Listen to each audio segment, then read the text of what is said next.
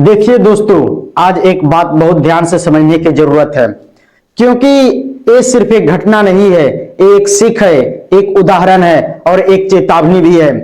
सबसे पहले ये समझिए, बाबा साहब डॉक्टर भीमराव अंबेडकर कोई आम तस्वीर नहीं है। वो इस देश के संविधान निर्माता है, जिस संविधान के दम पर आपको बोलने का अधिकार है, धरना देने का अधिकार है और विरोध करने का भी अधिकार है। लेकिन उसी संविधान में यह भी साफ लिखा है, किसी भी महान पुरुष का अपमान करना अपराध है। अब बात करते हैं हकीकत की, कागजी बात नहीं, सीधा जमीन का सच। ग्वालियर का मामला सामने आया है। ग्वालियर में कुछ लोगों ने ये सोचा कि अगर बाबा साहब की फोटो जला दी तो कोई कुछ नहीं कर पाएगा। पहले भी कोशिश हुई, प्रशासन ने रोका, समाज ने समझाया, लेकिन फिर भी कल दोपहर यानी 1 जनवरी को बाबा साहब डॉक्टर भीमराव अंबेडकर जी का पोस्टर जला दिया गया। अब ध्यान से सुनिए आगे क्या हुआ।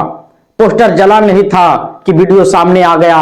समाज में गुस्सा फैला, मामला बढ़ा और फिर कानून हरकत में आया। अनिल मिश्रा और उनके साथियों को पुलिस ने गिरफ्तार कर लिया।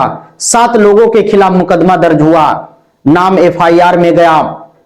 अब मामला अदालत तक पहुंचेगा। अब जरा सोचिए, जिसने ये लगा था बस फोटो ही जलाई है, आज वही लोग थाने, केस, जमानत की बात कर रहे हैं। यही फर्क है सोचने और समझने में। बाबा साहब की फोटो जलाना कोई राजनीति स्टंट नहीं है, ये सीधा सीधा कानून तोड़ना है।